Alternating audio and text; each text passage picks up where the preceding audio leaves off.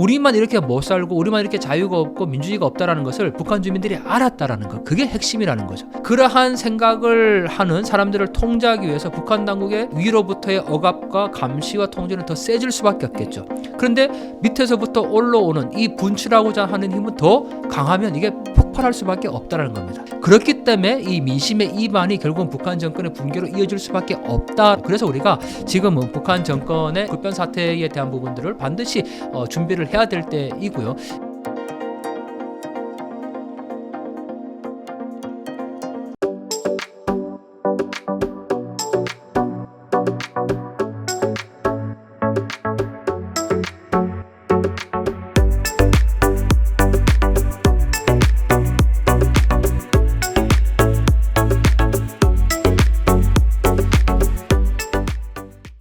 안녕하세요. 인터뷰 진행을 맡은 카프카입니다. 오늘은 강동환 교수님 모시고 북한에 대해서 이야기 나누어 보도록 하겠습니다. 교수님 안녕하세요. 네, 안녕하십니까. 네, 간단하게 인사 부탁드립니다. 동아대학교에서 북한을 연구하고 가르치고 있는 강동환입니다. 유튜브 통생통사 강동환TV를 운영하고 있습니다. 미국 대통령 트럼프가 당선됐는데요. 이 트럼프가 이번에는 북한이나 저희 나라를 대상으로 어떤 외교 정책을 펼칠 거라고 생각하시나요? 네, 아무래도 트럼프의 기환이라고 이제 표현을 하는데요. 이 트럼프 정부가 다시 이제 들어서게 되면서 한반도 상황도 굉장히 이제 요동치고 있다라고 봐야 될 것 같습니다. 사실 아직까지 이제 한 번도 일어나지 않은 일이니까 여러 가지 예측들은 있어서 좀 혼란스럽기는 합니다. 이 북한 문제도 그렇지만 트럼프 행정부가 제시하고 있는 경제 정책도 한반도와 직결될 수밖에 없는 사안이죠. 이미 이제 예견되기는 했지만 멕시코나 캐나다에 대해서 25% 관세를 부과하겠다라든지 또 백인 기독교주의에 입각해서 미국 내에서 이민자들에 대한 추방까지도 지금 얘기를 하는데 영주권을 받은 자들에 대해서도 다시 심사하겠다고 할 정도로 지금 굉장히 강력한 이 조치를 할 것으로 예상이 됩니다. 그런 점에서 보면 우리 한반도도 지금 이 트럼프 행정부의 정책에 따라서 굉장히 요동칠 수밖에 없는 상황이죠. 특히 지금 그 우크라이나와 러시아가 전쟁 중의 상황인데 트럼프가 공언했지 않습니까? 전쟁을 하루 만에 끝내겠다. 당선되면. 그런데 쉽지는 않을 것 같습니다. 그리고 우크라이나 러시아 전쟁의 상황이 지금 마치 그 남북한의 어떤 대리전 양상처럼까지 번지고 있는 그런 모습이어서 굉장히 좀 우려되는 부분도 있는데 아무래도 지난번에 그 가장 저희가 주목해야 될 거는 트럼프와 김정은이 만났었지 않습니까? 네. 물론 이제 3번의 만남 가운데 마지막 하노이 노딜로 끝나기는 했지만 아마 제일 관심사가 다시 만날 것이냐 아닌가 이게 핵심일 것 같아요. 어떻게 보십니까? 다시 만날 것 같지는 않은데요. 제 생각에는 그렇군요. 만날까요? 저도 같습니다. 사실 네. 다시 만날 가능성은 어느 정도 있다고 보지만 초기에 많은 분들이 이제 이 전망하듯이 트럼프가 당선되자마자 바로 북한과 협상을 할 것이다 이렇게 이제 보는 거는 조금 어렵지 않을까. 왜냐하면 그 모든 변수가 러시아 우크라이나 전쟁에 달려있다라는 거죠. 그런 점에서 보면 분명히 만나기는 아마 할 겁니다. 트럼프와 이 김정은의 그 접점이 서로 있기 때문에. 하지만 우리가 그 일각에서 주장하는 것처럼 트럼프 행정부가 들어서자마자 한반도 문제에 올인해서 김정은과 협상하고 더 나가서 지금 트럼프가 노리는 것이 노벨 평화상이다 이렇게까지 이제 주장하시는 분들이 계시던데 물론 그 부분이 이제 전혀 근거 없는 소리는 아니지만 그렇게 또 너무 급작스럽게 초반기에 가지는 않을 거다라고 조심스럽게 예측을 해봅니다. 사실 트럼프가 당선됨으로써 이 미국과 중국 간의 갈등이 굉장히 고조될 거라고 예상되는 부분이 많이 있는데요. 네. 그렇다 보면 북한에도 아무래도 영향이 미쳐질 것 같은데 어떻게 보시나요? 네, 정확한 지적인데요. 사실 지금 이제 국제 정세가 굉장히 급변하고 있습니다. 우리가 신냉전이라고 표현을 하는데 보통 미중 간의 패권 경쟁을 저희가 주목을 했었거든요. 근데 여기에서 또 하나 변수가 발생을 했습니다. 바로 러시아 변수죠.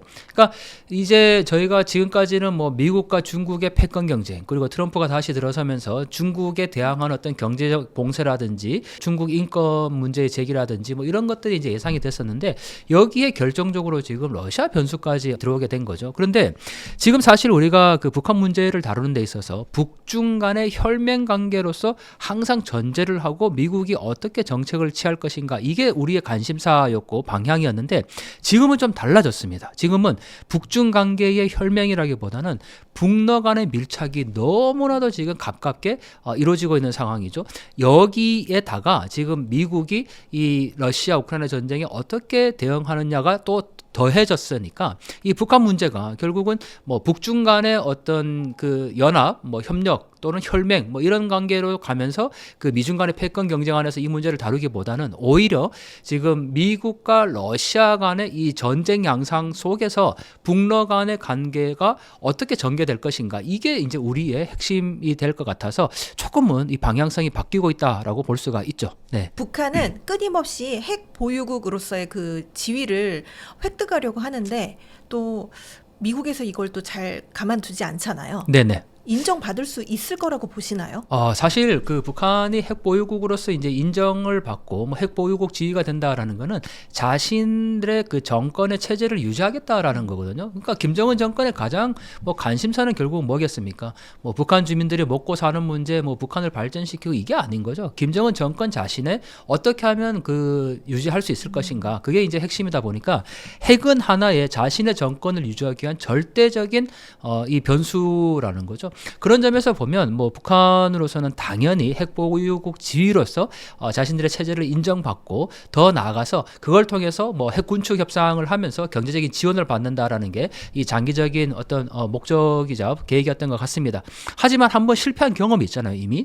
네, 북한으로서는 뭐 영변지구라든지 일부 지역에 대한 핵 공개를 얘기를 했었고, 미국은 완전 검증 가능한 그 모든 핵 분야의 핵에 대해서 한꺼번에 해결하자라는 게 미국의 입장이었는데 그게 맞지 않았던 거죠. 그러다 보니까 결국은 이 하노이 노딜 회담으로 아무것도 없이 이제 성과 없이 끝나게 되었는데, 여기에서 바로 북한이 살 길을 다른 곳에서 찾았다는 겁니다. 그러니까 과거와 같이 우리가 그 북한의 김정은이 트럼프를 다시 만날 것이냐 안 만날 것이냐 이 얘기는 하노이 노딜에서 이제 끝났기 때문에 다시 돌아온 트럼프가 김정은을 만나서 그때 협상을 이제 이어갈 것이다라는 생각인데, 근데 그때는 러시아와 우크라이나 전쟁의 상황이 이 정도까지 변수로 작동하지는 않았거든요. 근데 지금은 하노이 노딜 이후에 북한이 기대고 있는 것은 바로 러시아입니다. 그리고 이 러시아 전쟁에 단순히 이제 파병한 것 정도 끝난 게 아니고 북한은 러시아와 우크라이나 전쟁에 대해서 미국을 적대적인 세력으로 지금 규정을 해놓고 있거든요. 얼마 전에 그 북한의 러시아 국방상이 북한을 방문했지 않습니까? 거기에 가서 이 회담을 할 때 러시아 김정은이 분명히 얘기를 했습니다. 이 러시아의 그 전쟁에 대해서 영토 완전이라는 표현을 썼는데 미국이 지금 이 전쟁에 참전하고 있다, 지원하고 있다. 그래서 그 미국을 완전한 적대 세력으로 지금 규정을 해놨거든요. 그런 점에서 보면 미국과 이 러시아가 지금 적대적 관계가 돼버린 상황인데, 거기에 북한과 러시아는 너무나도 지금 뭐 긴밀한 밀접한 관계를 형성하고 있다라는 거죠. 따라서 이러한 러시아 우크라이나 전쟁이 앞으로 미북 간의 이 어떤 협상의 결정적인 변수가 될 거라고 보는데, 저희가 왜 초반에 지금 방송 초반 방송 시작 전에 그 트럼프가 북한의 김정은을 급하게 만나지는 않을 거다, 제가 이렇게 말씀드렸잖아요. 그게 김정은의 의지에 달려 있는 거예요. 왜냐하면 뭐 트럼프가 아무리 만나려고 해도 김정은이 안 만나주면 그만인 거잖아요. 그런데 김정은은 지금 트럼프를 만날 이유가 없는 거예요. 왜냐하면 모든 북한의 이 군사 원조 또 군사적인 뭐 지원 또 지금 김정은의 어떤 정권의 핵심 지지 이거를 러시아로부터 받고 있다는 거죠. 근데 러시아 전쟁에서 미국은 적대적인 관계로 지금 규정을 해놨어요.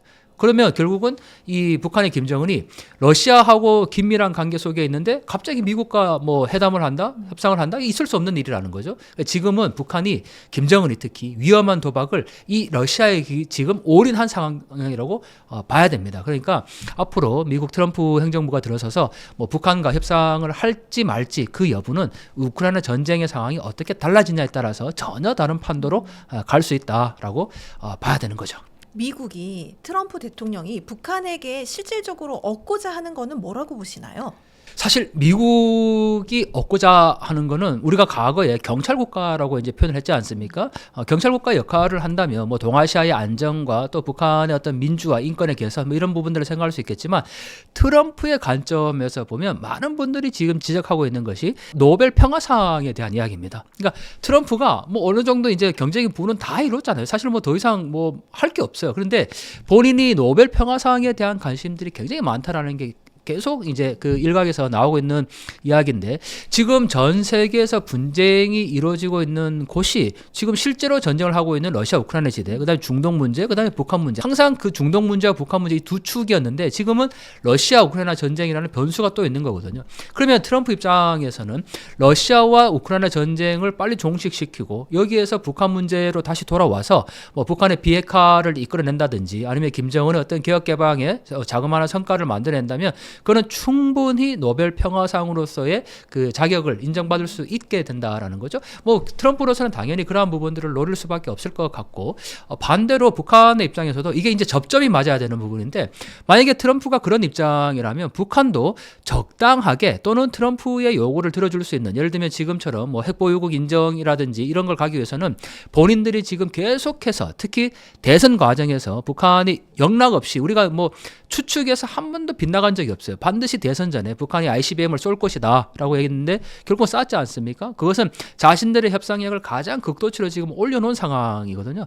그런 상황에서 가장 극도치로 지금 올려놓은 상황이거든요. 그런 상황에서 북한으로서는 뭐 미국과 협상을 뭐 배제할 이유는 없겠죠. 하지만 결정적 변수는 러시아다. 그래서 이 러시아가 어떻게 되냐에 따라서 달라질 수 있고 또 하나 그 아주 중요한 대목이 하나 있는데요. 북한이 지난번에 김정은이 국방무기 전시회에 가서 연설을 한 게 있습니다. 그 연설에서 뭐라고 표현했냐면 이렇게 얘기를 하고 있거든요. 우리는 이미 미국과 함께 협상주의로 갈 수 있는 곳까지 가보았다. 갈 때까지 다 가보았다는 거죠. 그런데 그 결론은 결국은 침략적이고 적대적인 이 대조선 적대 정책밖에 없었다. 그러니까 미국과 협상을 해봤지만 그게 실질적인 소득이 없이 미국 역시도 우리가 공존하려고 하는 의지는 없었다라는 게 명확하게 지금 입장을 밝혔거든요. 그렇기 때문에 뭐 지금 당장 북한이 이 미국과 어떤 협상을 통해서 뭐 미국의 지위를 인정받고 뭐 체제 인정을 받아서 뭐 그렇게 이제 가는 수순은 조금은 뒤로 수순이 밀려진 것이 아닌가. 지금은 오히려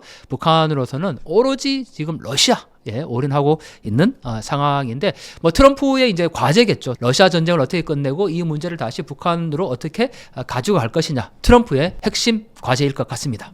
네. 그렇다면 이렇게 미국이나 중국, 러시아, 북한 사이에서 저희 한국은 어떠한 입장과 태도를 취해야 좋을까요? 진짜 어려운 문제입니다. 사실 어렵지만 너무나도 절박한 문제거든요. 지금 상황이 우리가 한국의 정치권 상황을 보면 어떻습니까? 지금 몹시 혼란스럽죠. 네, 할 말씀을 못 하시는데 진짜 좀 당황스럽습니다. 네, 답답하죠. 지금 나라가 이런 상황이 아니거든요. 지금 미국의 신행정부가 지금 들어서고 거기다가 지금 우크라이나 러시아가 전쟁을 하고 있고 북한이 파병을 한 상태입니다. 그리고 김여정은 지금 계속해서 한국에 이 오물풍선을 보내고 있는 상황이거든요. 이 정치권이 정말 똘똘 뭉쳐서 급변하고 있는 이 국제 정세에 지금 어떻게 대응해야 될 것인가 함께 머리를 맞대고 북한에서 지금 보내고 있는 이 오물풍선에 대해서 그 규탄까지 하면서 뭔가 대책을 만들어내야 되는 상황이고 북한이 지금 러시아에 지금 파병을 했으니까 우리도 지금 뭐 전쟁 무기 물자라든지 이런 지원들을 할지 말지에 대해서 굉장히 지금 그 숙고하고 있는 그런 상황이지 않습니까? 한반도의 상황이 지하말로 지금 풍전등화 같은 그런 이 절박한 상황인데 우리 정치권은 지금 너무나도 국내 정쟁 문제에 지금 빠져 있다라는 거죠. 그래서 대한민국이 어떻게 해야 될 것인가? 저는 정말 일단 정치가 바로 서야 됩니다. 제발 좀 정치하시는 분들 나라의 위기를 좀 생각하면 좋을 것 같고 이 대한민국을 정말 걱정하시는 분들이 아마 지금 이 유튜브를 보시면서도 같은 마음이실 것 같은데 저는 정치인이 잘 하기 위해서는 우리 국민들이 깨어나야 된다. 지금 보고 계시는 구독자분들이 깨어나시면 정치도 깨어난다고 생각을 합니다. 자, 그런 점에서 대한민국 어떻게 될까? 가장 중요한 거는 코리아 패싱입니다. 즉 만약에 북한과 미국이 과거처럼 하노이 노딜로 끝나긴 했지만 미국 간의 회담을 통해서 북한에 대한 어떤 종전선언까지 이어지게 되고 거기에 대해서 핵보유국 지위 인정하면서 뭐 핵감축 협상에 돌입하게 되면 한국은 그야말로 배제가 되는 상황일 수밖에 없는 거라는 거죠. 더군다나 이게 지금 뭐 한반도에서 종전협정, 종전선언까지 가야 될 상황은 전혀 아닙니다. 그런데 앞서 잠시 말씀드렸지만 이 트럼프의 어떤 욕심, 뭐 과도한 뭐 노벨 평화상 뭐 이런 거에 비추어서 이 한반도 문제 운명이 결정된다면 그건 너무나 비참한 상황이라는 거죠. 아직 미국 행정부 정부가 들어서기 전이니까 여야 협상단이라든지 여야 사절단들을 빨리 꾸려서 사전에라도 이 트럼프 행정부의 관계자들을 좀 만나서 이 한국의 입장을 설명하는 것이 가장 중요할 것 같고, 무엇보다 변하지 않는 한미동맹의 굳건한 힘을 갖고 북한 문제에 공동으로 대응해야지 미국의 어떤 독자적인 행동으로 뭐 종전선언이라든지 또 북한의 핵보유국 지위라든지 뭐 이렇게 이제 협상이 가는, 한국이 배제되는 그런 상황들은 정말 상상해서는 안 되는 그런 지금 상황입니다. 저희가 함께 좀 힘을 모아서 정부의 정책에 대한 지지를 좀 보낼 필요가 있고, 또 무엇보다 정치권의 변화를 좀 촉구해야 될 그런 상황이죠. 세계가 지금 급변하고 있습니다. 앞서 말씀해 주신 것처럼 북한이 이제 러시아에 파병을 했는데요. 네. 기사를 보니까 북한군을 1만 명 파병함으로써 외화 수입이 최대 1조 8천억 원이라고 이렇게 기사가 났더라고요. 네. 결국 돈 때문에 파병을 한 걸까요? 또 일각에서는 네. 뭐 러시아의 핵기술 교류에 대해서 또 우려를 표명하고 있는데 네. 어떠한 목적이 있어서 파병했다고 보시나요? 돈이 1조 8천억이라고 지금 네. 말씀하셨잖아요. 네, 돈이 목적인데 그건 너무 당연한 겁니다. 그런데 그 돈이 어디에 쓰일까가 더 중요한 겁니다. 그러니까 만약에 우리가 뭐 정말 경제적으로 어려운 상황에서, 한국도 예전에 이제 그런 상황들이 있었는데, 정말 경제적으로 어려운 나라에서 어떤 파병을 해서 해외로부터 뭔가를 자금을 받았습니다. 그 자금을 국민들을 먹여 살리기 위한 경제 개발이라든지 어떤 인프라 투자라든지 뭐 그런 곳에 하면 되지만, 북한의 의도는 명백합니다. 김정은 의도는 뭘까요? 한마디로 자신의 정권을 유지하기 위해서 그 돈을 사용하는 겁니다. 그런데 그 정권을 유지하는 과정에서 가장 핵심은 결국은 핵무기를 갖는 거죠. 아직 핵 개발 완성이 되지 않은 단계이고, 계속해서 이 다탄두, 뭐 다중화, 다량화, 이게 지금 계속 개발하고 있는 단계지 않습니까? 더군다나 미국을 직접적으로 겨냥할 수 있는 ICBM이라든지 핵잠수함이라든지, 북한이 자신들의 정권을 유지하기 위한 하나의 구실로서 만들어내야 되는 군사적인 부분들이 아직 너무너무 많이 남아 있습니다. 결국 자금이 필요한 거죠.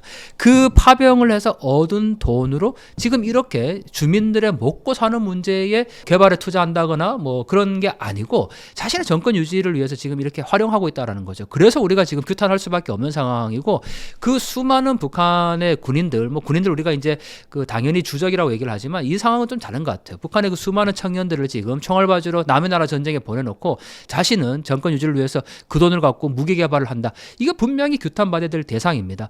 우리가 북한의 이 파병 문제를 왜 심각하게 다뤄야 되는지를 명확히 알 수 있는 대목은 김정은이 파병을 하고 얻는 대가가 무엇인지를 보면 됩니다.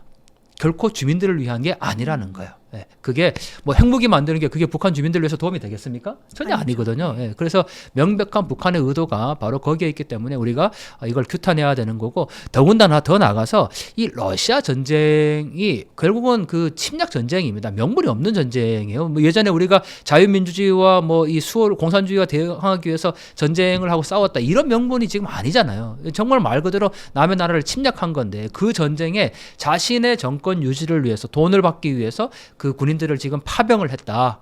그리고 그 대가로 군사적인 지원과 원조를 받는다라는 거니까 이 당연히 이제 규탄할 수밖에 없는 상황인 거죠. 우크라이나 국방정보국에서는 11월 25일에 이제 북한이 미사일 100여 발을 러시아에게 제공하고 또 군사 전문가를 러시아에 파견했다, 이렇게 주장을 했는데요. 네네. 앞으로 북한이 또 추가로 파병할 가능성이 있다고 보시나요? 네, 충분히 뭐 저희가 예측 가능한 부분이고요. 지금 얼마 전에도 그 러시아 국방상이 북한을 방문했지 않습니까? 북한이 해줄 수 있는 모든 건 예우는 다 해줬습니다. 김정은이 직접 회담을 하고 나서 그 이후에 북한의 공연단이 공연까지 같이 이제 했는데, 뭐 그 관계자가 눈물 흘리는 장면까지 북한이 공개를 했거든요. 그리고 또 끝나고 나서 김정은과 만찬까지 하고, 아니 국방상 한 명에게 그 정도로까지 극빈적인 이 외교적인 대우를 한다라는 것은 북한도 급하고 러시아도 굉장히 지금 서로 급하다라는 거죠. 이 러시아로서는 당연히 지금 전쟁의 양상이 빨리 끝날 줄 알았는데 지금 계속 지연되고 있잖아요. 그리고 우크라이나 상황도 만만치 않거든요. 필요한 거는 결국은 파병이고, 결국은 군사 파병이고 무기일 수밖에 없는데, 이 재래식 무기 뭐 지금 지원하고 있는 것이 북한밖에 없으니까요. 북한으로서는 당연히 그런 지원들을 할 수밖에 없고, 또 앞으로 이 전쟁이 끝나고 나서도 역시 이제 재건에 대한 문제가 있습니다. 전쟁이 끝나고 나면은 뭐 그 지역을 반드시 이제 재건해야 되는 게 남아 있는데, 재건의 과정에서 북한이 이 전투병이 아닌 일반 노동자들을 파견 파견할 가능성도 굉장히 높습니다. 저희가 우크라이나 전쟁이 났을 때 이 돈바스라는 지역에 북한이 노동자들을 재건을 위해서 파견하는 것이 아닌가 굉장히 우려했었거든요. 그런데 이미 그런 우려는 이제 불식이 된 거예요. 왜냐하면 전투병을 파병했으니까요. 그러니까 전투병의 추가 파병 가능성도 충분히 예측할 수 있고, 왜냐하면 전쟁의 양상이 지금 계속 더 확산 일로로 가고 있기 때문에 그렇습니다.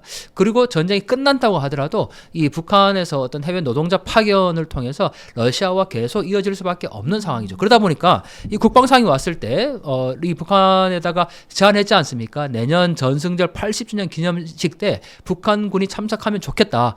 그 얘기는 최소 내년까지는 이게 미국의 트럼프와 북한이 협상할 가능성은 없다라고 봐도 되는 부분이죠. 물론 이 전쟁의 양상이 어떻게 될지 모르기 때문에 뭐 내일이라도 전쟁이 끝나고 트럼프가 어떤 이슈를 다시 북한 문제로 되돌아올 수 있겠지만, 만약에 북한이 지금 러시아와 같이 내년 전승절 기념식 때 북한군을 파견한다라고 하면 이거는 정말 모든 그 관계가 가장 밀접한 국가 간의 관계라고 할 수가 있는 상황이죠. 뭐 이런 상황에서 북한이 굳이 미국과 지금 협상할 이유는 없기 때문에 앞으로 당분간 이 북러 간의 긴밀한 협력 관계는 계속 지속될 것이다. 그리고 러시아는 북한에게 줄 수 있는 그 모든 것, 예를 들면 군사적인 기술 교류라든지 또 뭐 북한이 지금 당장 필요로 하고 있는 기름이나 연유나 어떤 인프라 건설을 위한 그런 기본적인 장비들을 북한에 제공할 가능성이 굉장히 높죠. 뭐 그리고 전방위적으로 지금 이렇게 북러 간의 그 협력이 확산되고 있습니다. 지난 12월 3일이죠. 북한의 기상수문국, 뭐 우리 기상청과 같은 곳인데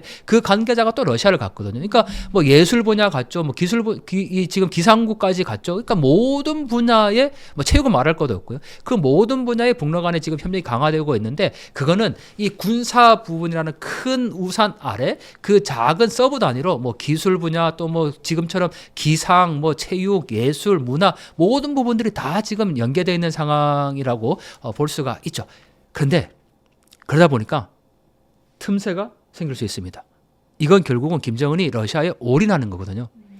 앞으로 이 북한이 만약에 이 러시아 전쟁의 양상이 우크라이나와 전혀 다른 양상으로 간다든지, 또는 러시아가 뭐 급격하게 어떤 뭐 경제 붕괴라든지 이런 부분이 다시 오게 된다면 북한도 동일하게 치명타를 받을 수밖에 없다라는 거죠. 그런 점에서 우리가 이 한반도 상황을 굉장히 예의주시할 필요가 있을 것 같습니다. 네. 그런데 이번에 이렇게 북한군 파병할 때 네. 그 가족들에게도 알리지 않고 네. 이렇게 파병을 강행했다라고 알려져 있는데요. 이렇게까지 무리를 해서 파병을 한 게 아까 돈 때문이라고 하셨잖아요. 네네네. 네. 이게 그 북한 내에서 반발은 없을까요? 그 정확한 핵심인데, 제가 지금 이게 굉장히 북한 내부에서 파급이 될 것이다, 김정은이 올인했다고 말씀드렸지 않습니까? 바로 이런 부분인 거죠. 그러니까 돈이 필요로 하고, 더군다나 김정은 정권을 유지하기 위해서 어떤 수단과 방법을 가리지 않고 할 수 있는 모든 것을 지금 다 한 겁니다. 그런데 해외에 파병을 했는데 어느 날 사랑하는 내 아들이 시체가 되어서, 그것도 어느 나라 전쟁에서 굳이 뭐 상관도 없는 남의 나라 전쟁에 가서 그 싸우다가 시체로 돌아왔다. 부모들이 가만히 있겠습니까? 아니죠. 네, 그 부모들의 그 마음과 그 다음에 북한 내부에도 민심이라는 게 있는데, 그 민심 이반을 김정은도 분명히 의식할 수밖에 없습니다. 그런데 그 모든 것들을 감안하고 지금 파병을 한 거거든요. 그래서 올인이라고 제가 표현을 한 거죠. 이게 그 전쟁의 양상도 물론 중요하겠지만, 앞으로 이렇게 전사자가 발생하게 되고 더군다나 부모들이 이렇게 알리지도 않았다고 얘기를 하는데, 이러한 민심 이반이 북한 내부에서 이제 발생하게 되면 북한 사회가 어디로 갈지 정말 아무도 알 수 없는 그런 상황이라는 거죠. 그래서 저희가 이 북한의 김정은이 올인했다 이렇게 이제 표현을 하는데, 저는 뭐 이런 점에서 우리가 할 수 있는 역할이 있습니다. 바로 북한 주민들에게 지금의 상황을 정확하게 알려주는 겁니다. 저는 북한 체제가 유지될 수 있었던 가장 근간은 바로 북한 당국이 정보를 통제했었기 때문이라고 보거든요. 왜냐하면 뭐 정보를 다 통제해 놓고 뭐 사회주의 지상 낙원에 우리만 살고 있고 수령을 모시고 사는 게 우리의 복이다라고 그렇게 세뇌 교육을 시켰는데, 어느 날 보니까 그게 아니라는 것을 사람들이 알기 시작했잖아요. 그러니까 지금의 전쟁 양상도 러시아에 대한 뭐 북한 주민들이 생각할 때는 러시아가 전통적으로 우방이었으니까 어떤 뭐 호감이나 긍정적인 생각을 갖고 있겠지만, 이 전쟁이 명확히 침략 전쟁이고 절대 명분 없는 전쟁이라는 것을 북한 주민들에게 알려줘야 됩니다. 그리고 그런 상황에서 지금 김정은이 자신들의 정권 유지, 즉 핵 개발을 위해서 이렇게 수많은 청년들을 남의 나라 전쟁에 사지로 내몰았다라는 점 얼마나 빈도적인 행위입니까? 그 부모들에게 말할 것도 없고요. 이러한 내용들을 정보들을 북한 주민들에게 더 많이 더 빨리 전달을 해서 그들이 깨어날 수 있도록 우리가 상황들을 만들어가는 것이 저는 지금 우리가 할 수 있는 가장 현명한 대처라고 생각을 합니다. 지금 말씀하신 것처럼 이렇게 내부적으로 조금은 반발이 있을 수 있어서 네. 일부 파병 갔던 군인들이나 또 네. 북한에 있는 군인들이 탈영할 가능성이 있다라고 보는 또 이야기도 있더라고요. 네네네. 이건 어떻게 보시나요? 당연히 있죠. 왜냐하면 북한 군인들도 해외에 나오게 되면 일단 정보를 접할 수가 있습니다. 그게 뭐 물론 이제 그 언어의 문제가 다르긴 하지만 일부 이제 외신 보도를 보면 북한 군인들이 그 인터넷을 지금 접하고 있다 이렇게 얘기를 하는데 저희가 그 정보의 중요성은 아무리 강조해도 지나치지 않습니다. 해외에 나와 있는 많은 그 해외 파견 노동자들, 특히 러시아에 있는 노동자들 저희가 만나보면 한국에 있는 유튜브 보면서 정보를 얻었다라고 실제 증언들을 하고 있습니다. 그렇게 본 사람들이 지금 한국에 지금 와 있고요. 그래서 이 유튜브나 이 정보 전달력이 지금 얼마나 그 파급력이 큰지를 우리가 알아야 합니다. 이 지금 방송을 보고 계시는 구독자분들이 방송을 봐줌으로 인해서 그게 결국은 북한 사회를 변화시킬 수 있다. 굉장히 다르고 엉뚱한 것 같지만 지금의 상황이 그렇게 급변하고 있고 이 미디어의 역할이 너무나도 중요한 상황이라는 거죠. 북한 군인들 마찬가지입니다. 나와서 자신들이 가지고 있던 어떤 무기와 그 다음에 지금 최첨단으로 이루어지고 있는 뭐 그런 전쟁 양상에서 보여주고 있는 것들 그리고 거기에서 알게 되는 정보를 통해서 이 한국에 대한 경제 발전상 그리고 무엇보다 또 사람이 이 북한 내부에서 있을 때와 바깥에 나와서 경험하는 거는 전혀 다르다고 봐야 되겠죠. 일단 북한 군 내부에서 뭐 같은 군인들이긴 하지만 북한 내부에 있으면 조직 생활을 당연히 할 수밖에 없겠죠. 정해진 시간 안에 어쨌든 이게 그 전시 체제는 아니니까 평상시 훈련 가운데서 정해진 시간 안에 뭐 총화도 해야 되고 군사 훈련도 받아야 되고 사상 교육도 받아야 되고 하는데 지금 전시 상황에서는 그게 체계적으로 이루어질 수가 없는 상황이란 말이죠. 그런 점에서 보면 결국은 그 탈영의 가능성도 충분히 예측이 되는 거죠. 여기에 이제 군사 전투병 파병까지는 아니더라도 이들이 탈영했을 때 과연 탈북의 의사가 있을 때 어떻게 해야 될까? 어떤 도움을 줘야 될까? 이런 얘기들이 지금 나오고 있거든요. 저는 당연히 한국 정부가 이들의 탈영병이 생겼을 때 또는 탈북 의사가 있는 사람을 발견했을 때 탈북 의사를 밝혔을 때 한국으로 데려올 수 있는 그런 이 장치를 마련해야 된다. 그런 점에서 저는 그 여야가 이것도 역시 또 정치권의 문제입니다. 여야가 이게 지금 공동으로 합의해서 이러한 그 나라 대한민국 전체를 국익을 생각해야 되는데 이걸 지금 그렇게 풀지 않고 정쟁으로 이 사안을 지금 다루고 있다는 것도 너무 좀 안타까운 사안이죠. 지금이라도 빨리 탈북 의사를 보인 북한 군인들을 어떻게 그 한국으로 데려올 수 있을지 이런 부분들을 함께 좀 고민하는 것이 필요한 때입니다. 최근에 북한 관련해 가지고 뭐 크게 이슈가 되고 있는 사항이나 충격적인 일이 있다면 좀 말씀해 주시죠. 네, 사실 북한과 관련된 모든 일은 다 충격적입니다.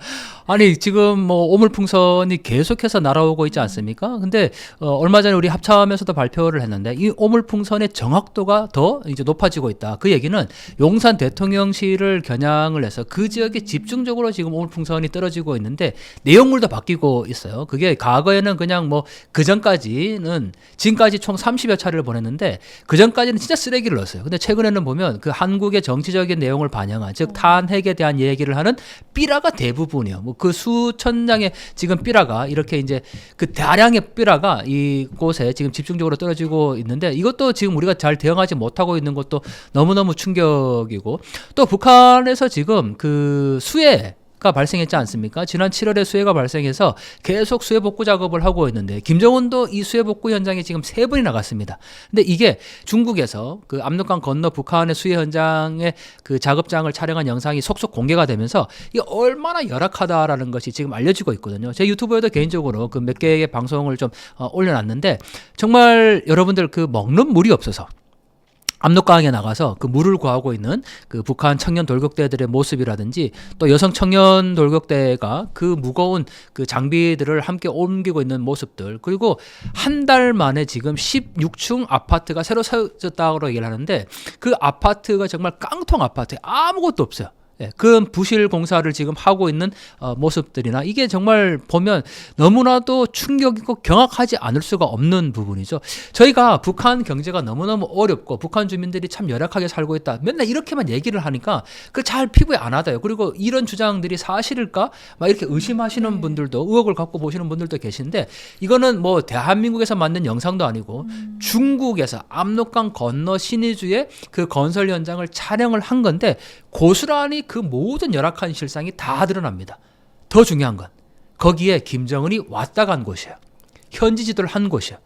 그런 곳임에도 불구하고 제대로 된 중장비 하나 없이 맨손으로 그렇게 작업을 하고 있는, 그리고 그 청년들이 먹을 게 없고 뭐 물 한 모금 못 구해서 압록강에 나와서 물을 따 마시는 그런 장면들을 보면서 야, 정말 우리가 이 북한을 좀 제대로 볼 필요가 있구나라고 생각이 드는데 저는 지금 뭐 이루어지고 있는 이 모든 상황들이 다 참 너무나도 충격적인데 우리가 너무 이 북한 문제에 좀 익숙한 것이 아닌가라고 생각이 듭니다. 수해복구 현장에서 식사도 제대로 못하면서 일을 하고 있는 게 지금 현실이라고 이야기하시는 건가요? 맞아요. 왜냐하면 그 식사하는 장면이 나왔습니다. 네. 그런데 당연히 그 뭐 먹는 물도 제대로 없으니까요. 거기 어디 가서 뭐 우리처럼 그 건설장 옆에 식당이 있고 뭐 그렇게 하겠습니까? 네네. 그냥 바닥에 앉아가지고 요만한 접시 하나를 놓고 사람들이 급하게 막 뭔가를 먹고 있는 장면이 카메라에 고스란히 담겼거든요.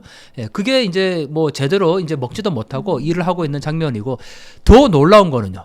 24시간 건설 일을 한다는 겁니다. 쉬는 시간이 없이요? 쉬는 시간은 말할 것도 없고 밤새 건설장을 계속 돌린다는 거예요. 어떻게 알 수 있냐면 이게 중국에서 이제 촬영한 영상을 보면 저녁이 아침부터 이제 촬영을 하면 저녁이 되지 않습니까? 어두워지면 일을 끝나야 되는데 거기에 야간 조명을 켜고 심지어는 햇불하고 모닥불을 펴놓고 장작불을 펴놓고 계속 건설을 하고 있는 장면이 나옵니다. 그게 새벽 2시까지 촬영이 된 거를 제가 확인을 했거든요. 그러니까 그 시간까지 계속 지금 작업을 하고 있으니까 이게 얼마나 열악한 상황임을 확인할 수 있냐라는 거죠. 그런데 그렇게 하는 이유가 있습니다. 김정은이 네. 여기를 현지도 하면서 올해 12월 안으로 무조건 이거를 완공해라라고 지시를 했거든요. 그러니까 이 지시 하나 때문에 지금 수많은 이 북한 청년들이 이 건설 현장에 수해복구 현장에 동원이 되어서 자신들의 청춘들을 깡그리 지금 박치고 있는 그런 상황이니까 정말 이 북한의 상황 규탄했지 않습니까? 그런 상황에서 또 이렇게 한쪽에서는 오물풍선 보내고 러시아 파병하고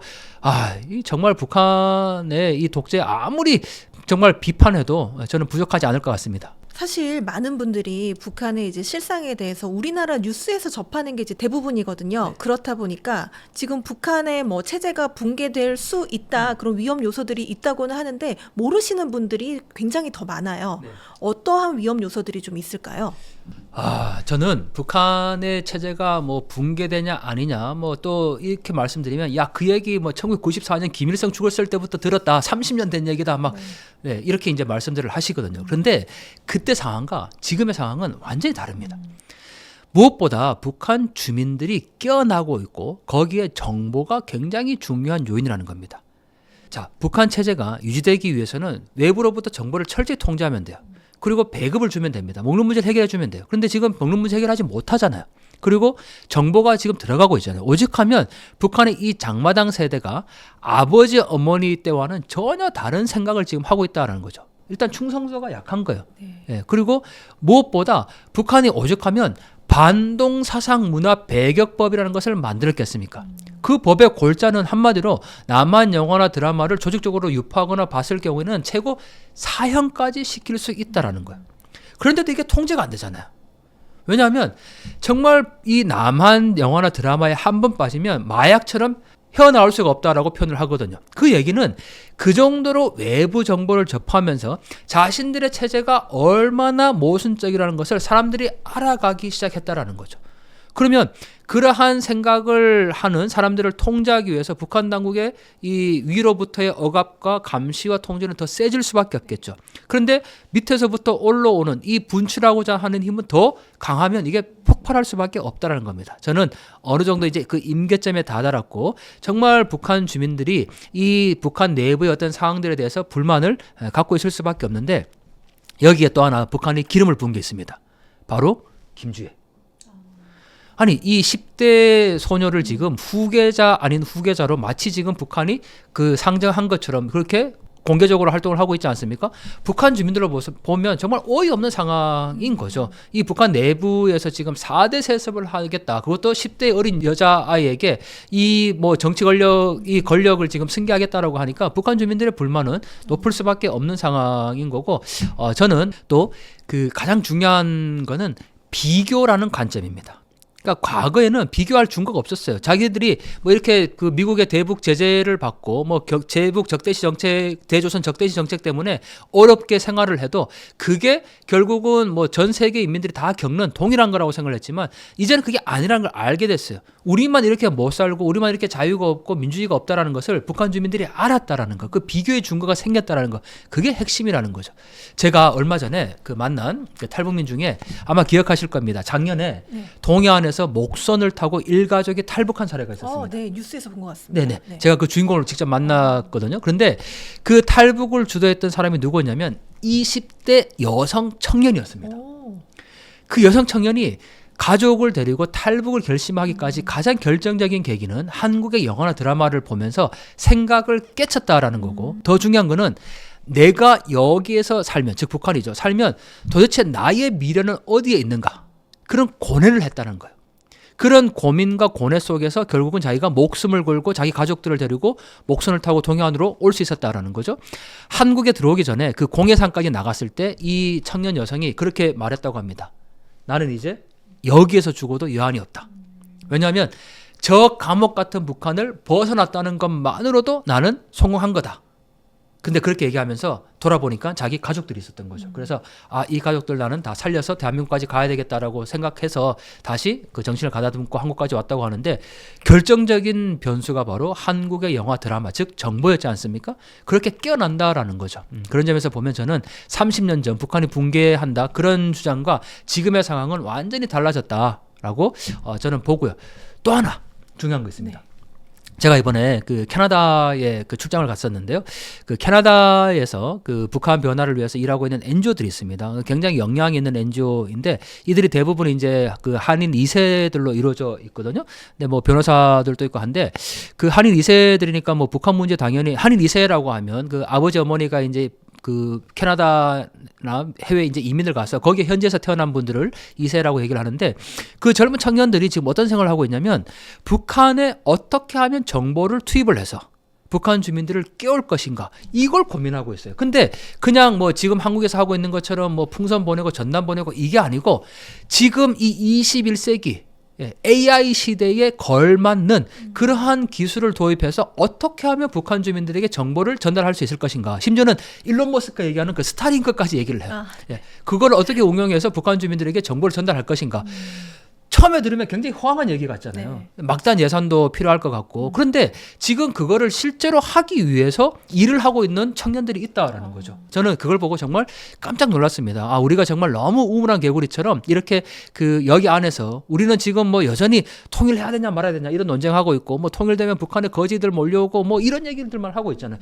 한 번도 경험해보지 않았지만 오히려 그들은 지금 북한의 변화를 위해서 본인들이 여기에서 할 수 있는 일을 찾고 있다라는 거죠. 저는 그게 굉장히 중요하다고 보기 때문에 정말 21세기 AI가 주도하고 있는 이 급변하고 있는 시대에 우리의 통일 문제나 북한 문제도 조금 더 다른 전략들을 짜서 북한 주민들의 그 정보 접근권을 확대할 필요가 있다고 생각을 합니다.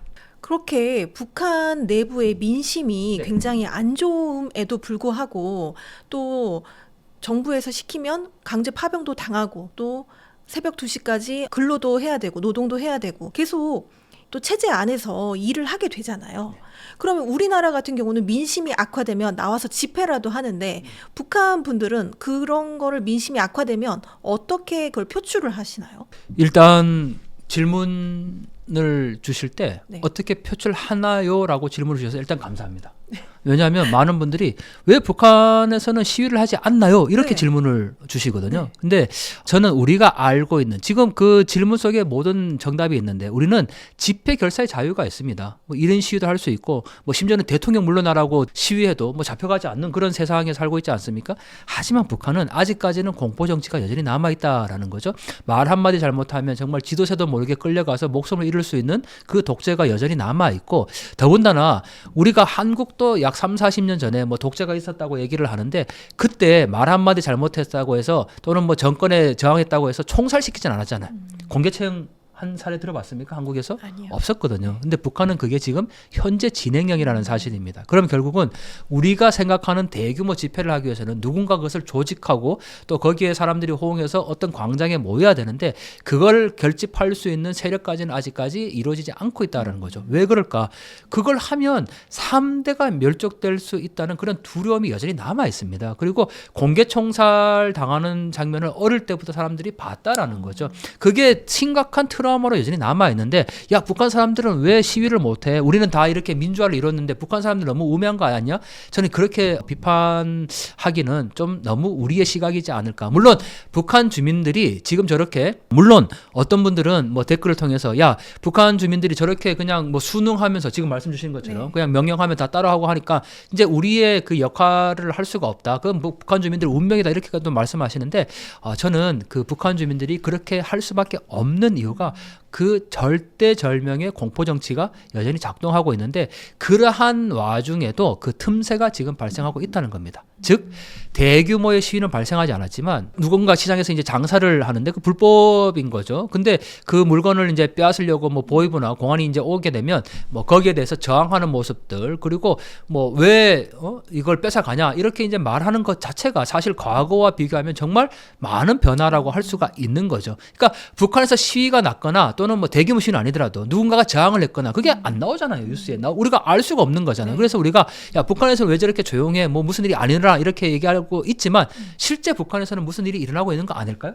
우리가 모르고 있는 거 아닐까요? 네, 저는 거기에 훨씬 더 희망을 갖고 있고 그런 점에서 우리가 해야 될 역할들이 분명하다. 어떻게 하면 북한 주민들을 더욱더 깨울 수 있고 이 많은 정보들을 보낼 수 있는지 그리고 북한 주민들도 그걸 원하지 않겠습니까? 바라지 않겠습니까? 아니 우리가 불만은 있어. 근데 어떻게 해야 조직적으로 저항할 수 있어? 뭐 이런 어떤 방법적인 부분들을 조금 고민하고 있지 않을까요? 그런 부분들을 우리가 어떻게 이제 알려줘야 될까? 그게 바로 이제 정보 접근권의 확대인데 그런 점을 우리가 지금도 고민하는 것이 북한 사회 변화를 촉진시킬 수 있는 하나의 요인이라고 보고 제가 늘 강조하지만요. 통일은 그냥 누군가 가져다 주는 게 아니에요. 정치권이 절대 할 수 없습니다. 오늘날 뭐 김정은이 뭐 우리 대통령과 손잡고 뭐 통일합시다. 뭐 우리가 뭐 행복이 내려놓겠습니다. 하겠습니까?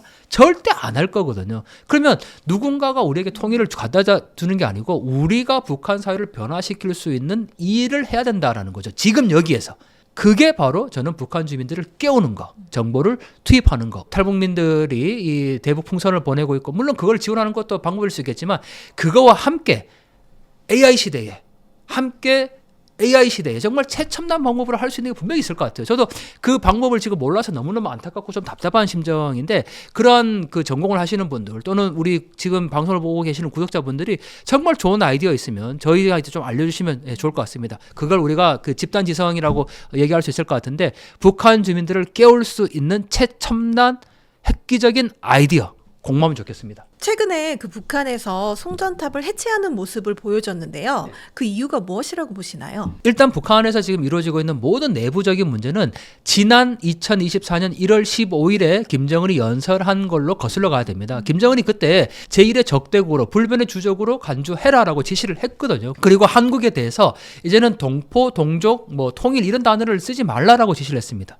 심지어는 삼천리 금수강산 8천만 결애라는 단어조차도 쓰지 말라고 얘기를 했죠. 그러다 보니까 북한도 이제 애국가를 뭐 조선민주인민공화국 국가라는 이름을 바꿨는데 그 국가에서 가사까지 삼천리 아름다운 내조국을 이 세상 아름다운 내조국으로 바꾸고 북한의 일기예보에 한국을 완전히 지도에서 빼버리고 모든 상황들을 지금 한국에 대해서는 삭제하고 있는 그런 조치를 취하고 있는 겁니다. 송전탑 역시 마찬가지로 봐야 되겠죠. 동해안 경원선과 경의선 지금 철도 다 끊었고 여기에 지금 새로운 장벽들을 만들어내고 있지 않습니까? 이러한 모든 부분들이 바로 김정은이 지시한 두 개의 조선 여기에 따른 결과다. 저적 결과다. 그리고 북한은 이러한 그 한국을 배제시키는 뭐 더 나가서 이제 괴뢰 한국이라고까지 표현하는데 그러한 조치들을 앞으로 계속 이어갈 것이다라고 볼 수 있죠.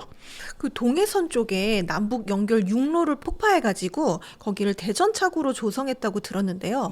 의도가 뭘까요? 네, 명확하게 이제 북한은 한국에 대해서 단절을 하겠다라는 겁니다. 지금까지는 어느 정도 뭐 그 금강산 관광부터 시작해서 개성공단도 있었고 뭐 최근에는 이제 경원선 연결까지 우리가 이제 생각을 했었는데 그 모든 부분들을 다 지금 단절하고 한국과는 완전히 이제 두 개의 조선으로 가겠다. 그리고 한국을 동포로 생각하지 않습니다. 북한은 적대적 관계라고 지금 이제 표현을 하고 있고 국경이라는 표현을 쓰고 있거든요. 국경은 국가와 국가대 관계입니다. 우리는 지금 남북한의 통일을 지향하는 특수관계로 되어 있기 때문에 우리는 접경이라는 표현을 쓰는 게 맞거든요. 그런데 북한이 명확하게 국가 대 국가라고 지금 표현을 하고 있기 때문에 지금 이렇게 남한과 연결된 그 모든 것들을 지금 단절하고 있다. 그게 김정은의 지난 1월 15일 연설에서 비롯된 그 지시 때문이다라고 볼 수가 있죠. 또 개성공단에 있는 시설들을 무단으로 또 사용하고 있다는 이야기도 들었는데요. 의도가 뭘까요? 그게 바로 북한이 겉과 속이 다르다라는 거죠. 자신들이 취할 수 있는 모든 혜택들은 다 누리는 겁니다. 개성공단은 본인들이 가동하면 안 되는 겁니다. 잠정 중단된 거기 때문에 그렇죠. 그런데 거기에 지금 그걸 불법적으로 가동을 하거나 거기에 있는 차량들을 이용을 해서 자신들이 쓸 수 있는 이점은 챙기고 그걸 한국과 지금 또 단절하면서 한국을 완전히 개려라고 지금 얘기를 하고 있지 않습니까? 얼마나 이율배반적인 태도입니까? 그런 점에서 본다면 저는 이런 부분도 반드시 우리가 규탄해야 될 부분들이고 남북연락사무소 폭파했을 때도 그렇고 이게 다 우리 국민 세금으로 이루어진 겁니다. 근데 어느 날 하루아침에 그냥 다 폭파되고 세금이 날아간 거예요. 여기에 대해서 정부가 지금 얘기를 안 하고 있거든요. 여기에 대해서 우리가 정치권이 이 문제에 대해서 지금 같이 북한에 대해서 대응을 해야 되는데 그걸 안 하고 있는 상황이지 않습니까? 북한이 이러한 자신이 경제 이익이 있을 때는 뭐 한국의 동포, 민족 이런 개념으로 접근하고 우리 민족끼리라는 개념으로 또 그것이 않을 때는 이렇게 완전히 단절시키는 이러한 이율배반적인 행동들을 보이고 있기 때문에 저희가 대한민국이 좀 더 단호한 대처를 할 필요가 있다라고 생각을 합니다. 지금까지 이야기해 주신 걸로 보면 북한 이제 수뇌부 쪽에서는 계속 강압적인 태도로 나오고 있고 또 오히려 민심은 계속 악화되고 있는데 이게 이제 어느 시점이 됐을 때 말씀하신 것처럼 이 민심이 폭발을 해서 북한의 이제 체제가 붕괴될 수 있잖아요. 네. 만약에 그렇게 북한 정권이 붕괴가 된다면 그 뒤에는 어떤 일들이 벌어질 거라고 예상하시나요? 민심이 폭발하고 북한 정권이 붕괴된다. 사실 이렇게 이제 연결시키기에는 굉장히 좀 단순하죠. 그리고 야 이게 너무 논리적인 비약이 지금 심하기 때문에 어떤 분들은 뭐 여기에 절대 이제 동의하지 않을 겁니다. 하지만 민심이 이반된다라는 그 자체가 북한 내부에서는 굉장히 큰 요인입니다. 왜냐하면 북한 체제가 유지되는 과정에서 가장 중요한 거는 절대적인 충성심과 정권의 지지도였다라는 거죠. 그리고 우리가 세뇌 교육이라고 표현할 만큼 북한 주민들이 하나의 거대한 기계의 부속품처럼 그렇게 움직였기 때문에 북한 체제가 유지될 수 있었는데 민심이 이반된다라는 거는 그러한 모든 충성도와 정권의 지지도가 약화된다라는 결과죠. 그리고 이게 북한 당국이 이 주민들의 이러한 변화 요구를 억누르기 위해서 굉장히 공포 정치를 지금 취했지 않습니까? 근데 이게 이제 통용이 안 되는 거예요. 대상 갈 데가 없는 거예요. 그렇기 때문에 이 민심의 이반이 결국 북한 정권의 붕괴로 이어질 수밖에 없다라고 저희가 이제 얘기를 하는 거지. 이게 단순한 논리는 아니라는 거죠. 자, 그런 점에서 본다면 결국은 북한 체제가 앞으로 이제 어떻게 될 것인가? 저는 반드시 어떤 변화가 빠른 시일 안에 올 것이다. 뭐 이렇게 이제 말씀드리면 또 야 북한 정권이 뭐 곧 무너진대, 뭐 북한에 급변 사태가 온대, 막 이렇게 주장하는 사람들에 대해서 뭐 또 그런 주장이냐라고 얘기할 수 있겠지만 저는 명확하게 북한 체제가 결코 오래가지 않을 것이다. 그거는 지금에 벌어지고 있는 여러 가지 정황들, 그 북한 내부의 상황들, 예를 들면 어떤 그 정권의 충성도와 지지도의 약화, 그다음에 북한 주민들의 민심 위반, 경제적인 붕괴, 더군다나 또 지금 북한이 러시아 전쟁에 올인하고 있는 그 대외적인 관계, 또 북한 정권의 지금 4대 세습에 따른 무리한 어떤 통제 정책, 그리고 또 북한 청년 세대들을 장마당 세대라고 얘기하는 그들의 그 생각들이 변화되고 있는 점, 이러한 여러 가지 요인들을 고려할 때 이게 분명 북한 체제 변화에 굉장히 그 중요한 동력으로 맞물려서 작동하고 있다라는 거죠. 그래서 우리가 지금은 북한 정권의 이 변화 또는 급변 사태에 대한 부분들을 반드시 준비를 해야 될 때이고 이게 그냥 뭐 또 익숙한 하나의 의례적인 그런 상황들이 아니라 지금이야말로 정말 우리가 그 한반도의 변화를 좀 주시할 필요가 있다라는 거고, 내년이 한반도 분단이 된 지 딱 80년이 되는 해이거든요. 2025년 저희에게는 정말 중요한 해인데 이러한 어떤 의미 있는 해에 북한 변화에 그 응집력이 이제는 폭발할 수 있도록 우리가 외부에서 힘을 좀 보여줄 필요가 있다라는 거죠. 스피커 있지 않습니까? 네. 스피커는 방향이 항상 외부로 가도록 되어 있는데 그 스피커를 통해서 자신의 이야기를 듣지는 못하잖아요. 근데 저는 이제 북한이 그 내부로 보여줬던 스피커, 그러니까 주민들을 향해서 북한 내부에서만 계속 선전선동하고 그 스피커가 안쪽으로만 향하고 있었는데 이제는 북한 주민들의 그 외부를 향한 스피커가 열려지고 있다. 예, 그래서 우리가 어떻게 하면 북한 주민들에게 더 많은 정보를 보낼 수 있을 것인가, 그런 논의를 해야 될 것 같습니다. 앞서 말씀해 주신 것처럼 과거에는 실제 쓰레기가 들어있는 오물풍선이 남쪽으로 내려왔다면 지금은 좀 그 안에 있는 내용이 좀 바뀌었다고 이야기해 주셨는데요. 주로 어떤 내용에 들어있는 풍선들이 남쪽으로 내려오고 있나요? 네, 북한의 오물풍선 안에 뭐가 들어있는지 굉장히 궁금하시죠? 네. 저희가 직접 그래서 입수를 해봤습니다. 자, 제가 몇 장의 삐라를 가지고 나왔는데요. 이 삐라가 바로 얼마 전에 이 용산 대통령실 상공에서 뿌려진 북한에서 직접 보낸 그 삐라들입니다. 종류도 굉장히 많고요. 이게 네. 양면으로 지금 되어 있거든요. 이 앞의 내용과 뒤의 내용이 보시면 전혀 다른 내용이죠. 네. 그리고 종이 한 장의 크기는 약 요 정도 크기입니다. 뭐 전형적으로 이 삐라의 크기라고 할 수가 있는 정도이죠.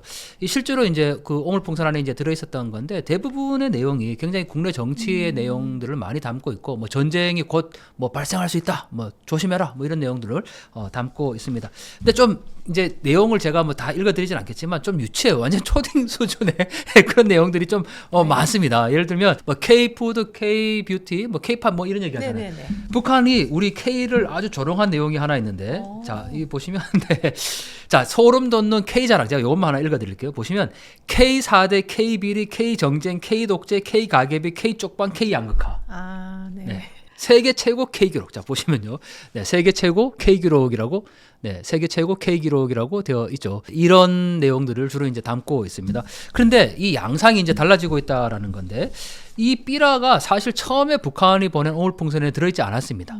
지금까지 약 30여 차례 북한이 이 뭐 김여정이 이제 오물풍선을 보냈다고 봐야 되는데 지금까지 보낸 것과는 전혀 다른 양상이라는 게 바로 특징인데, 자, 처음에 오물풍선을 보냈을 때는요, 그야말로 쓰레기를 넣은 겁니다. 네. 심지어는 그 인분에서 뭐 기생충까지 이제 그 검출이 돼서 이 북한의 어떤 열악한 상황까지 우리가 이제 파악할 수가 있었는데, 뭐 다 떨어진 양말도 들어 있었고 뭐 심지어는 뭐 기워진 그 장갑도 들어 있었고 막 이제 네, 심지어 아이들 떨어진 그 내복까지 들어 있었습니다. 그걸 우리 통일부가 이제 분석을 해서 발표를 한 적이 있었는데 그게 초창기 양상입니다. 그리고 거기에 뭐 폐종이라든지 그리고 말 그대로 쓰레기를 넣은 거죠. 왜 쓰레기를 넣었을까? 북한은 한국에서 탈북민들이 보내는 이러한 대북 전단 활동을 너절한 쓰레기 짓이다라고 표현을 하거든요.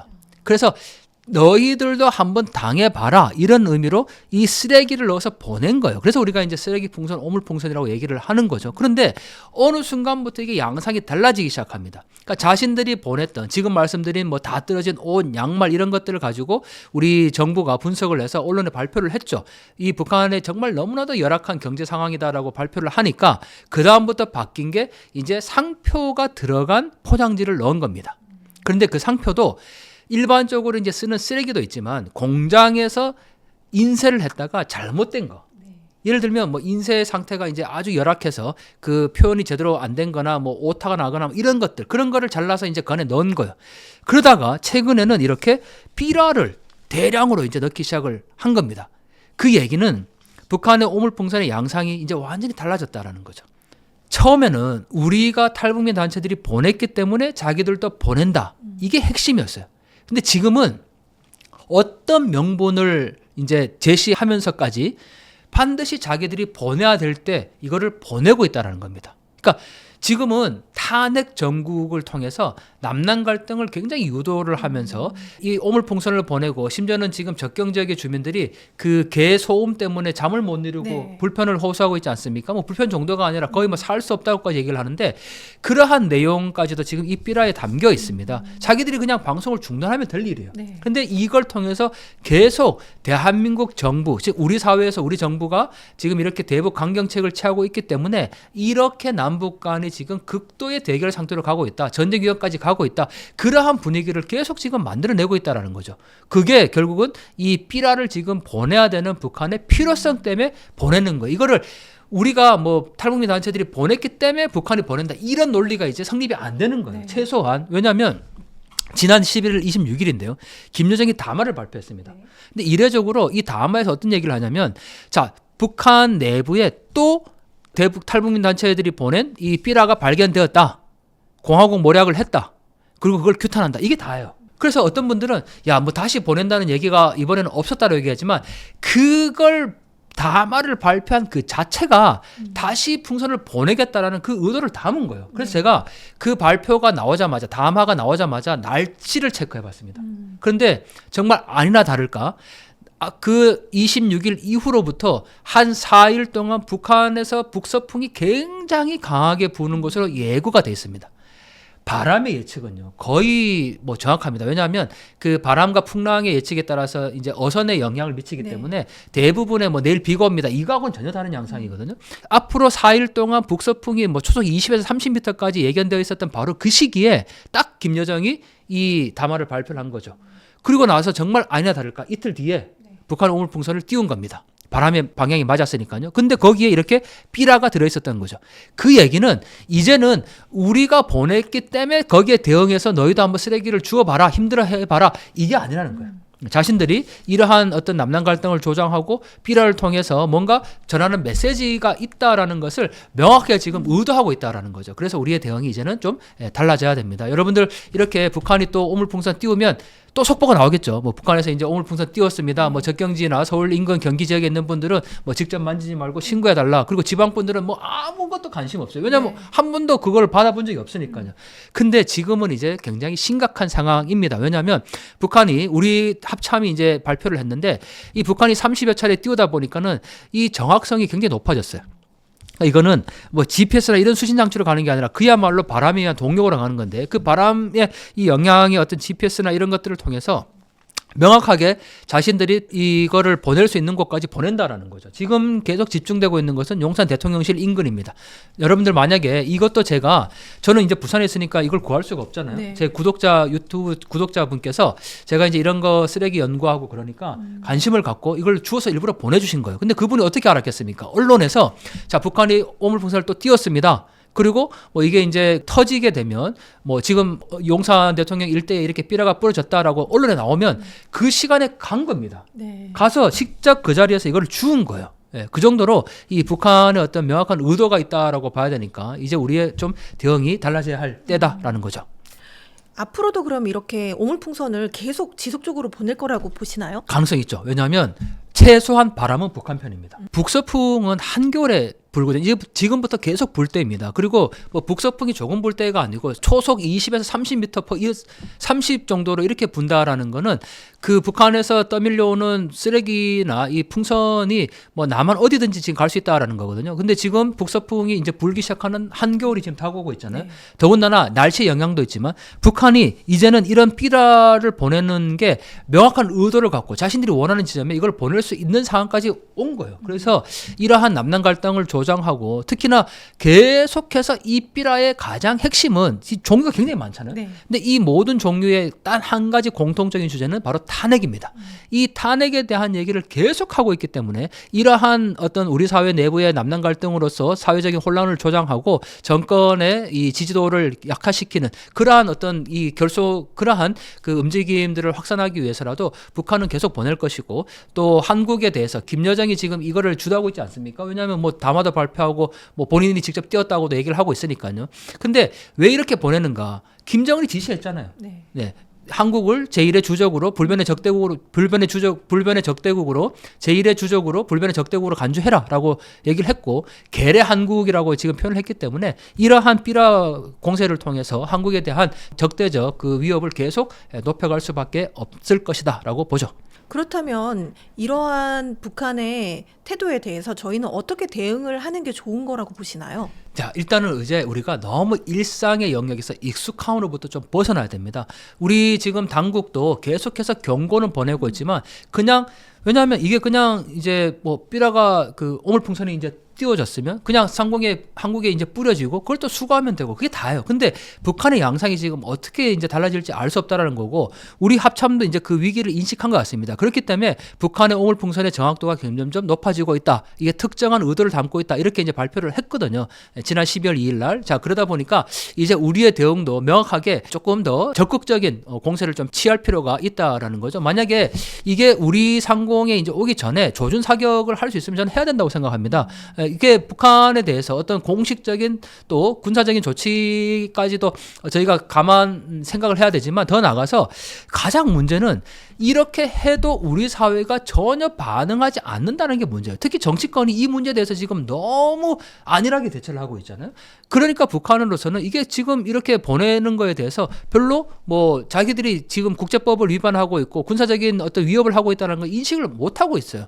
저는 그런 점에서 본다면 우리 정부나 좀 정치권에서 이 부분에 대해서 좀 더 심각하게 생각할 필요가 있고 더 나가서 지금 접경 지역 주민들이 지금 고통을 호소하고 있는데 이 삐라에도 그 내용이 담겨 있습니다. 이거 한번 보시면 이게 그 접경 지역 성모도 주민으로 지금 표현이 되어 있는데 접경 지역에서 불안해서 못 살겠다. 밤마다 들려오는 개소음 때문에 힘들다. 지금 그 얘기를 지금 담고 있거든요. 북한이 자기들이 방송 중단하면 돼요. 근데 왜 이런 삐라를 보냅니까? 그거는 우리 정부를 지금 공격하기 위한 용도라는 거죠. 명확하게 북한의 의도가 있는 거기 때문에 우리 정치권에서 좀 한 목소리로 북한에 대해서 이런 대응을 할 필요가 있을 것 같습니다. 네. 북한 민심이 악화되고 있을 때 북한 주민들이 할 수 있는 거라고는 별로 없잖아요. 네. 그래서 이제 탈북을 하는 게 어떻게 보면 하나의 또 악화된 민심을 보여주는 거라고 보는데요. 네. 지금 우리나라에 탈북민이 얼마나 되나요? 정확한 숫자는요, 약 3만 5천 명 정도가 됩니다. 네, 정확한 숫자는 지난 6월을 기준으로 약 3만 4,800명 정도가 한국에 지금 집계가 됩니다. 뭐 이 숫자는 지금까지 한국에 들어온 탈북민의 수를 의미를 하는데요.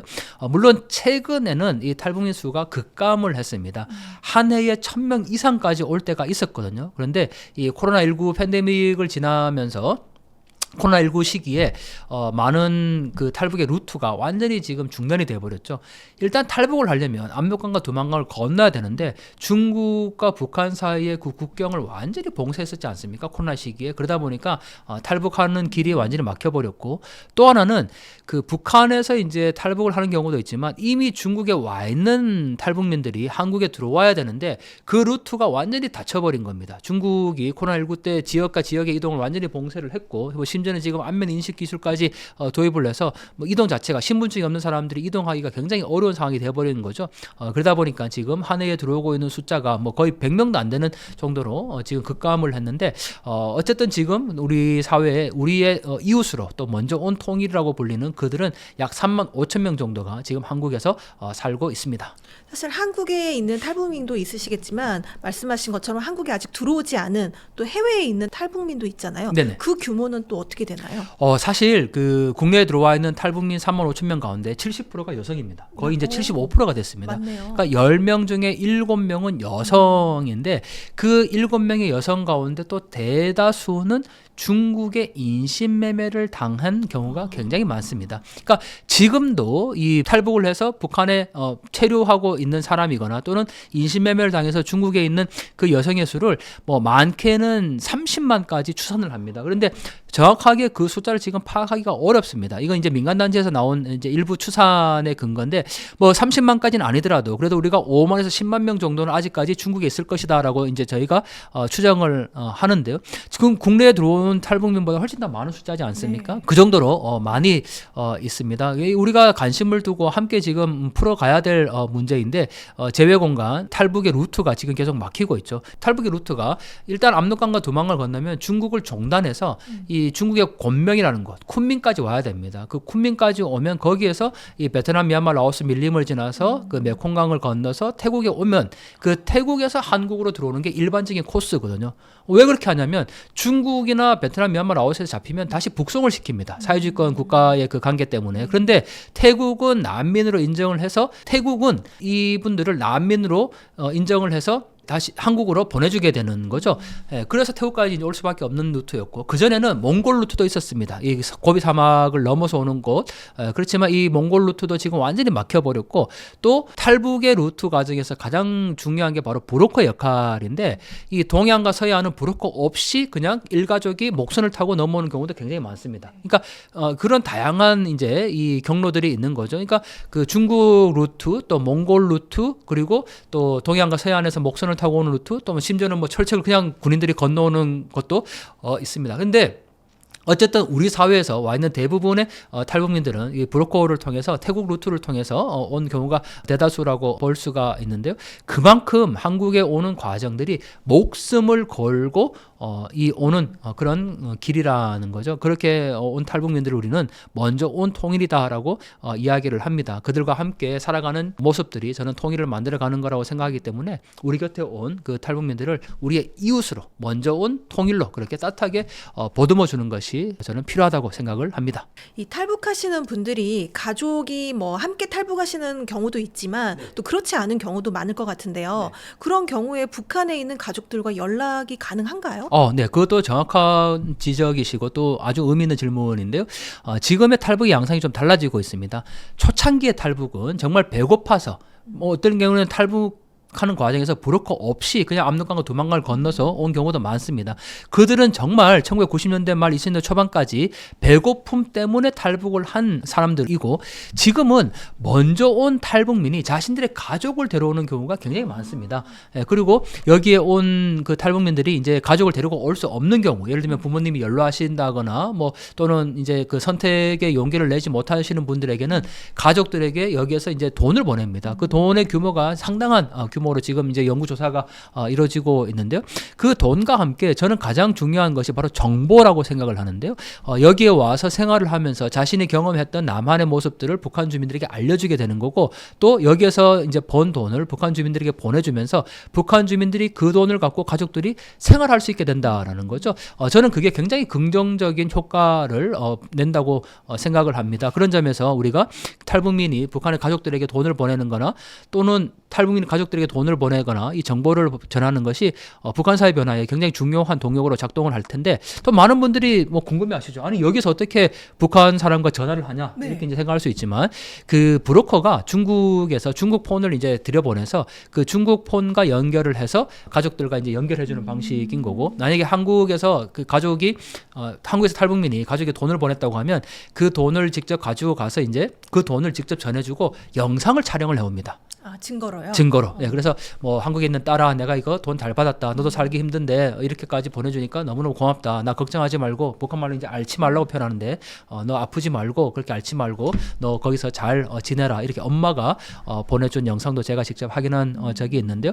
그만큼 여기 북한에 지금 들어가고 있는 주민들을 위해서 보내주고 있는 돈과 정보가 있기 때문에 저는 그게 또 탈북민들이 중요한 역할 중에 하나라고 생각을 합니다. 네. 근데 사실 이 남한에서 쓰는 화폐와 북한에서 쓰는 화폐가 다르잖아요. 네네네. 어떤 화폐로 전달하게 당연히 되시나요? 미국 달러나 아니면은 중국 위안화를 들여보냅니다. 왜냐하면 특히 이제 중국 위안화로 많이 들어가는데 제가 앞서 그 영상을 봤다는 분도 그 3,000위엔 우리 돈으로 한 60만 원 정도 되는 돈인데 그 3,000위엔을 받았다라고 얘기를 하죠. 그런데 좀 안타까운 거는 물론 뭐 그 목숨을 걸고 사실 브로커도 이제 전달해 주는 거지만 수수료가 너무 많습니다. 100만 원을 보내면 약 60~70%가 수수료로 가고 약 30% 정도만 지금 가족들에게 전달되는데 근데 그마저도 전달되기 때문에 북한의 가족들이 그걸로 먹는 문제 좀 해결할 수가 있고 또 그 가족들의 소식들을 생사 여부를 확인할 수 있다는 점에서 저는 굉장히 좀 긍정적으로 평가를 하는데 이러한 그 통로가 좀 많이 열리면 좋겠다.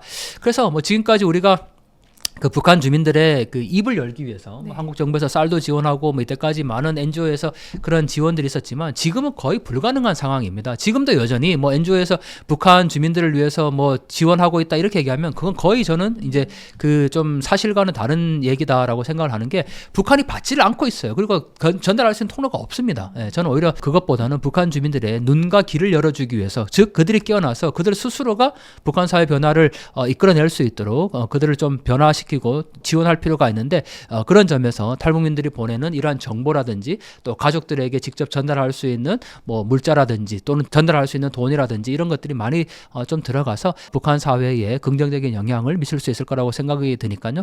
그런 다양한 방법들을 좀 우리가 강구할 필요가 있을 것 같습니다. 아까 60만 원을 보내드렸다고 했는데 네. 60만 원 정도면 북한에서는 어느 정도 생활이 가능한 금액일까요? 제가 그 신의주에서 탈북한 일가족의 이제 경우를 좀 비교를 해드리면요. 이분이 이제 4인 가족이 탈북을 했는데 $100. 우리로 치면은 뭐 지금 한 14만 원 정도 되겠죠? 예, 이 $100를 가지고 한 달 정도는 근근히 먹는 거를 해결할 수 있었다. 이렇게 이제 얘기를 하거든요. 예, 그래서 뭐 60만 원 정도면 뭐 한 400불 정도 되는 돈인데 뭐 그 정도면 예, 거의 뭐 가족 일가족이 거의 한 6, 7개월, 네, 1년 정도는 먹는 문제 정도는 해결할 수 있는 돈이지 않을까. 그런데 중요한 거는 단순하게 이제 식량만 구하는 게 아니고 북한 내에서도 이제 배급을 안 주니까 결국은 장사를 해야 되거든요. 이 돈들을 가지고 장사 미천으로 이제 활용하는 경우가 많으니까요. 뭐 이렇게 이제 그 북한 주민들이 살아갈 수 있는 그런 고기를 잡는 그런 방법들로 이 돈들이 좀 사용되고 있다라는 점에서 저는 굉장히 긍정적으로 생각을 합니다. 그런데 북한 내부에서도 네. 탈북을 한 가족이 있다는 걸 알고 있을 거잖아요. 네, 맞습니다. 그러면 네. 이게 돈이 들어오고 연락이 되는 걸 방관만 하지 않을 것 같은데요. 제재는 안 하나요, 따로? 아주 정확한 지적이신데 많은 분들이 야 탈북을 하면 그 가족들은 다 총살되거나 아오지 갈 네. 거다 이렇게 생각을 하시잖아요. 그거는 한국에 와서 어떤 정치적인 활동을 하거나 아니면 북한 인권의 활동을 해서 언론에 공개된 어떤 그런 가족의 경우에는 뭐 그런 처벌을 받을 수도 있겠지만 일부 대부분의 탈북민들의 가족들이 여기에 온 것도 사실 잘 모르고 북한에서는 행불자 처리를 하거든요. 행방불명. 그게 남한에 갔다고 명확히 알려지는 거하고 행불자 처리는 전혀 다른 겁니다. 1990년대 말부터 2000년대 초반까지 약 30만에서 300만의 사람이 아사했던 때가 있었어요. 그걸 고난행군이라고 얘기를 하거든요. 그때 대부분의 사람들이 다 행불자로 처리를 됐는데 네. 그 행불자 된 사람들이 지금 한국에 와 있는 경우거든요. 네, 그런 경우가 있기 때문에 뭐 탈북했다고 해서 다 뭐 총살 당하거나 그러지는 않고 네. 그리고 또 당연히 돈이 들어가는 거 압니다. 왜냐하면 뭐 갑자기 이제 그 먹는 문제가 해결된다거나 네. 장사를 하게 되면 근데 보위부가 그걸 알고 참 이게 탈북민들의 또 증언을 통해서 나온 건데 알고 있기 때문에 한 달에 한 번씩 집에 찾아온다고 합니다. 아, 혹시 이렇게 따로 돈을 바라고 오는 그쵸, 건가요? 그렇죠.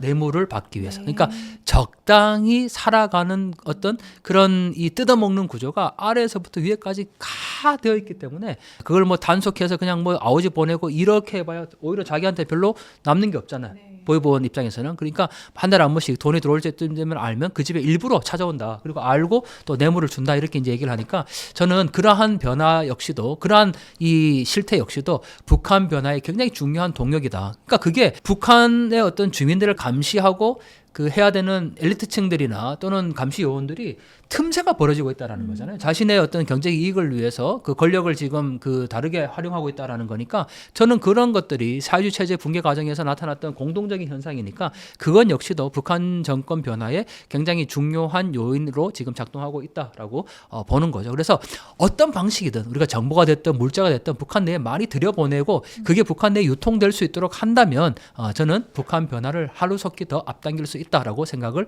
합니다. 오늘도 이렇게 소중한 내주셔서 너무 감사드리고요. 마지막으로 저희 성공의 진심인 구독자분들께 한 말씀 부탁드립니다. 네, 정말 바쁘신 중에도 이 영상을 시청하고 있는 우리 구독자분들 이유가 무엇입니까? 돌아가는 세계 정세와 또 북한 문제를 통해서 우리가 지금 살아가고 있는 상황이 어떤지를 알기 위해서 이 방송을 보고 계실 거라고 생각이 됩니다. 뭐 북한 문제, 통일 문제 너무너무 어렵고 뭐 실현 가능성이 없다고도 많은 분들이 주장하시지만 저는 지금 이렇게 방송을 봐주시는 것만으로도 북한 사회 변화와 통일을 위해서 통일을 위해서 큰 역할을 하고 계시는 거라고 생각합니다. 왜냐하면 모든 변화의 시작은 관심입니다. 여러분들의 관심 속에서 북한 사회가 변화될 수 있고 지금 저와 여러분들이 이렇게 자유롭게 누리고 있는 이 모든 경제적인 풍요로움과 또 자유민주주의 인권을 저 북녘의 사람들도 함께 누릴 수 있도록 우리가 만들어야 된다는 거. 저는 그게 시대적 소명과 사명이라고 생각하는데 여러분들 꼭 관심 갖고 함께 해주시면 감사하겠습니다. 네, 감사합니다. 네, 고맙습니다.